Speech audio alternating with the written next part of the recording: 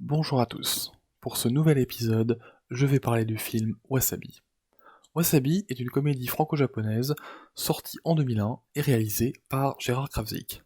Le film raconte l'histoire d'un policier français, Hubert Florentini, qui va devoir faire un voyage au Japon après qu'il ait appris que sa femme, qui avait disparu de sa vie depuis 19 ans, vient de décéder à Tokyo.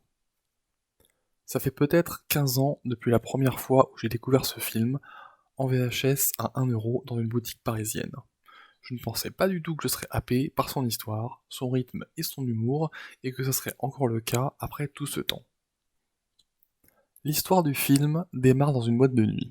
Nous sommes présentés à Hubert Florentini, un flic du genre nettoyeur, en pleine intervention au cœur d'une boîte de nuit parisienne. Il a une cible, le chef d'un gang de braqueurs de banque, et rien ni personne ne le fera dévier de cet objectif. Pas même les individus qui auront le malheur de s'interposer sur son chemin. Après avoir cogné, frappé, bousculé et parfois éborgné quelques fectards, victimes collatérales, Hubert tombe enfin sur qui il cherche et évidemment, la personne en prend sérieusement pour son grade devant tout le monde. Le film nous pose très vite et très facilement le contexte du héros. C'est un flic nerveux, bourru, énervé, mais comme on est dans une comédie d'aventure familiale, l'histoire ne cautionne pas ses agissements et tout le monde autour de lui le regarde comme une brute épaisse incapable de retenir ses coups. On est donc dans une histoire policière légèrement décalée, dans laquelle notre protagoniste nous laisse assez clairement entendre qu'il va plutôt mal dans sa vie et que tout le monde essaie de le lui dire sans aucun résultat. Mais lui, malgré tout, des résultats dans son métier, même via la manière forte, il en obtient, et c'est sans doute pour cela qu'il est encore en poste. Malgré tout, un écart professionnel de trop va avoir pour résultat de le mettre à pied. Il va alors tenter de se rapprocher d'une ancienne amie à lui, mais qui finalement ne va pas lui dire autre chose que ses autres collègues masculins. S'il veut se libérer de ses chaînes et de ses démons, il faut qu'il tourne la page de son passé et de son ex-compagne japonaise, qu'il a abandonnée du jour au lendemain il y a presque 20 ans. Mais les événements pourraient très bien en décider autrement pour lui. Wasabi est un film qui m'a fait voyager quand je l'ai vu pour la première fois. C'est un long métrage doté d'un rythme très bien maîtrisé, qui serait mieux défini comme un film d'aventure au ton léger, plutôt qu'une comédie au sens propre avec des sketchs, des vannes et des punchlines travaillés comme des chansons à texte. On pourrait même dire qu'il s'agit d'un film d'aventure policière, dans la mesure où Hubert, au cours de son voyage au Japon, se donnera pour mission d'enquêter discrètement autour de la mort de Miko, sa compagne, qui lui semble être décédée dans des conditions particulièrement suspectes.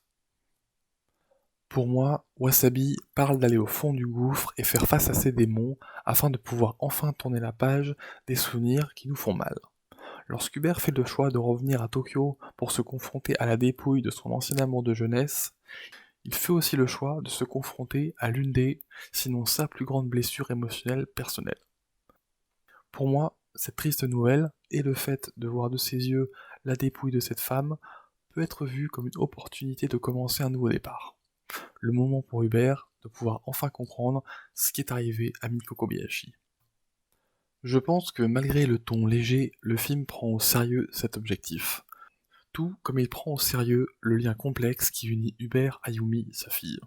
On pourrait tout à fait dire que les films réalisés et produits par Luc Besson tournent toujours un peu autour d'un duo entre un homme fort et une jeune femme fragile mais forte en gueule, mais pour le coup, dans Wasabi, cette récurrence prend un vrai sens, une réelle gravité.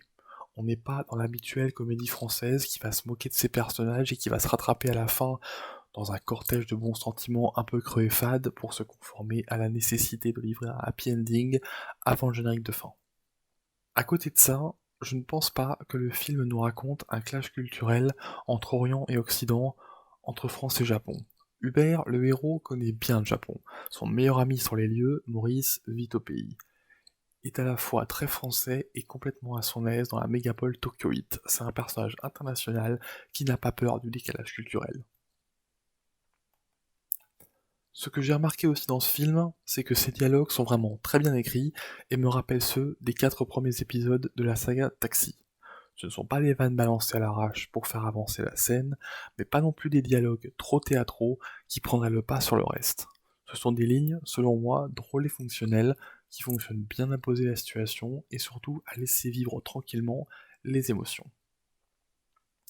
Je prête sincèrement de la profondeur à ce film. Pour moi, le chemin emprunté par Hubert dans le film sonne tout à fait authentique. Jean Reno, tout au long du film, veille à porter son rôle avec gravité et sérieux.